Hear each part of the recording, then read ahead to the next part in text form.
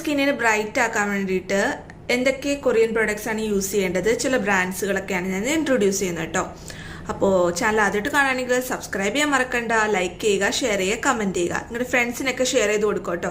Korean skin കെയറും മേക്കപ്പും പിന്നെ Korean inspired things ഒക്കെ ഇഷ്ടമുള്ള ആളുകൾ ഉണ്ടാവില്ലേ, അവർക്കൊക്കെ നിങ്ങൾ ഷെയർ ചെയ്ത് കൊടുക്കുക ഈ വീഡിയോ.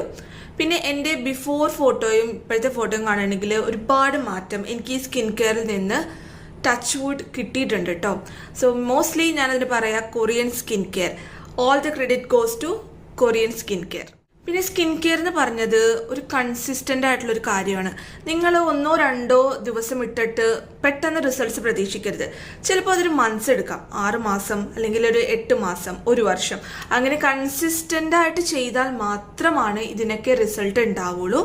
പിന്നെ ഒരു കാര്യം, കൊറിയൻ പ്രൊഡക്ട്സ് നമ്മുടെ ഇന്ത്യൻ പ്രൊഡക്ട്സിനെ കാട്ടി കുറച്ച് എക്സ്പെൻസീവ് ആണ്. അവരുടെ ചെറിയ